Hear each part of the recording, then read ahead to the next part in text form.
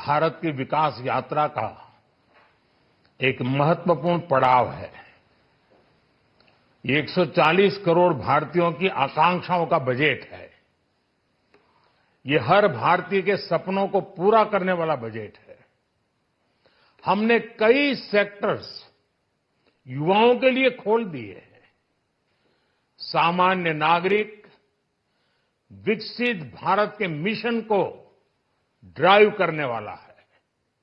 ये बजट एक force multiplier है। ये बजट सेविंग्स को बढ़ाएगा, इन्वेस्टमेंट को बढ़ाएगा, कंजम्पशन को बढ़ाएगा और ग्रोथ को भी तेजी से बढ़ाएगा। मैं वित्त मंत्री निर्मला सीतारमण जी और उनकी पूरी टीम को इस जनता जनार्दन का बजट, पीपल्स का बजट, इसके लिए बहुत बहुत बधाई देता हूं। साथियों, आमतौर पर बजट का फोकस इस बात पर रहता है कि सरकार का खजाना कैसे भरेगा, लेकिन ये बजट उससे बिल्कुल उल्टा है।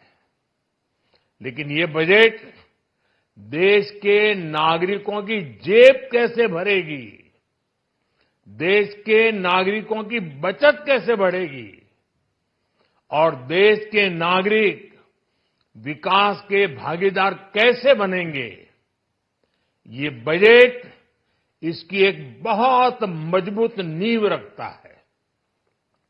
साथियों, इस बजट में रिफॉर्म की दिशा में महत्वपूर्ण कदम उठाए गए हैं। न्यूक्लियर एनर्जी में प्राइवेट सेक्टर को बढ़ावा देने का निर्णय बहुत ही ऐतिहासिक है। ये आने वाले समय में सिविल न्यूक्लियर एनर्जी का बड़ा योगदान देश के विकास में सुनिश्चित करेगा। बजट में रोजगार के सभी क्षेत्रों को हर प्रकार से प्राथमिकता दी गई है। लेकिन मैं दो चीजों पर ध्यान आकर्षित करना चाहूंगा। उन रिफॉर्म्स की मैं चर्चा करना चाहूंगा जो आने वाले समय में बहुत बड़ा परिवर्तन लाने वाले हैं। एक, इंफ्रास्ट्रक्चर स्टेटस देने के कारण भारत में बड़े शिप्स के निर्माण को बढ़ावा मिलेगा। आत्मनिर्भर भारत अभियान को गति मिलेगी और हम सब जानते हैं कि शिप बिल्डिंग ये सर्वाधिक रोजगार देने वाला क्षेत्र है।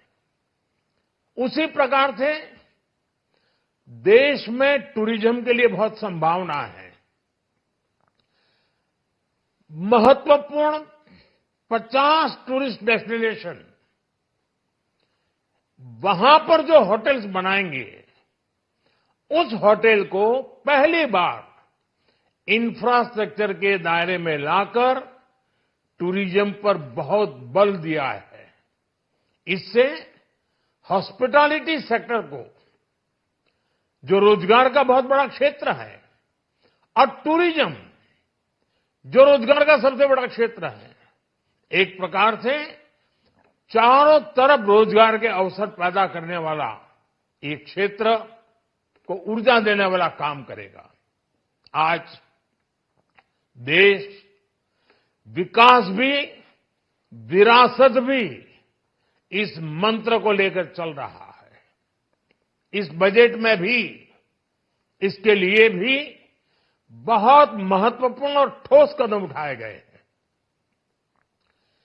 1 करोड़ पांडुलिपियों के लिए संरक्षण के लिए, मैन्युस्क्रिप्ट के लिए ज्ञान भारतम मिशन लॉन्च किया गया है।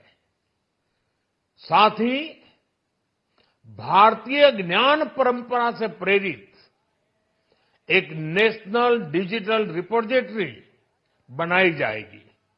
यानी टेक्नोलॉजी का भरपूर उपयोग किया जाएगा और हमारा जो परंपरागत ज्ञान है उसमें से अमृत निचोड़ने का भी काम होगा। साथियों, बजट में किसानों के लिए जो घोषणा हुई है वो कृषि क्षेत्र और समूची ग्रामीण अर्थव्यवस्था में नई क्रांति का आधार बनेगी। पीएम धन धान्य कृषि योजना के तहत 100 जिलों में सिंचाई और इंफ्रास्ट्रक्चर का डेवलपमेंट होगा। किसान क्रेडिट कार्ड की लिमिट 5 लाख तक होने से उन्हें ज्यादा मदद मिलेगी।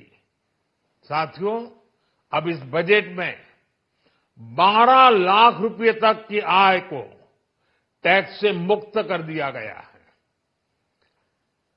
सभी आय वर्ग के लोगों के लिए टैक्स में भी कमी की गई है। इसका बहुत बड़ा फायदा हमारे मिडिल क्लास को, नौकरी पेशे करने वाले जिनकी आय बंधी हुई है ऐसे लोगों को, मिडिल क्लास को इससे बहुत बड़ा लाभ होने वाला है। उसी प्रकार से जो नए नए प्रोफेशन में आए हैं, जिनको नए नए जॉब मिले हैं, इनकम टैक्स की ये मुक्ति उनके लिए एक बहुत बड़ा अवसर बन जाएगी। साथियों, इस बजट में मैन्युफैक्चरिंग पर 360 डिग्री फोकस है ताकि एंटरप्रेन्योर्स को, एमएसएमईज को, छोटे उद्यमियों को मजबूती मिले और नई जॉब पैदा हो। नेशनल मैन्युफैक्चरिंग मिशन से लेकर clean tech, leather, footwear, toy industry जैसे अनेक सेक्टर्स को विशेष समर्थन दिया गया है। लक्ष्य साफ है कि भारतीय प्रोडक्ट्स ग्लोबल मार्केट में अपनी चमक बिखेर सके। साथियों, राज्यों में इन्वेस्टमेंट का एक वाइब्रेंट कॉम्पिटिटिव माहौल बने, इस पर बजट में विशेष जोर दिया गया है। एमएसएमईज और स्टार्टअप के लिए क्रेडिट गारंटी को दोगुना करने की घोषणा भी हुई है। देश के एससी, एसटी और महिला जो नए उद्यमी बनना चाहते हैं उनको 2 करोड़ रुपए तक के लोन की योजना भी लाई गई है और वो भी बिना गारंटी। इस बजट में न्यू एज इकोनॉमी को ध्यान में रखते हुए गीग वर्कर्स के लिए बहुत बड़ी घोषणा की गई है। पहली बार गीग वर्कर्स का ई श्रम पोर्टल पर रजिस्ट्रेशन किया जाएगा। इसके बाद इन साथियों को स्वास्थ्य सेवा और दूसरी सोशल सिक्योरिटी स्कीम्स का लाभ मिलेगा। ये डिग्निटी ऑफ लेबर, इसके प्रति श्रम एव जयते के प्रति सरकार के कमिटमेंट को दर्शाता है। रेगुलेटरी रिफॉर्म से लेकर फाइनेंशियल रिफॉर्म्स, जन विश्वास 2.0 जैसे कदमों से मिनिमम गवर्नमेंट और ट्रस्ट बेस्ड गवर्नेंस के हमारे कमिटमेंट को और बल मिलेगा। साथियों, ये बजट न केवल देश की वर्तमान आवश्यकताओं को ध्यान में रखता है बल्कि हमें भविष्य की तैयारी करने में भी मदद करता है।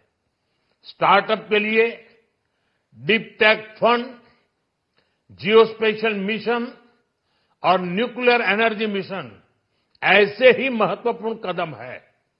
मैं सभी देशवासियों को एक बार फिर इस ऐतिहासिक पीपल्स बजट की बधाई देता हूं और फिर एक बार वित्त मंत्री जी को भी बहुत बहुत बधाई देता हूं। बहुत बहुत धन्यवाद।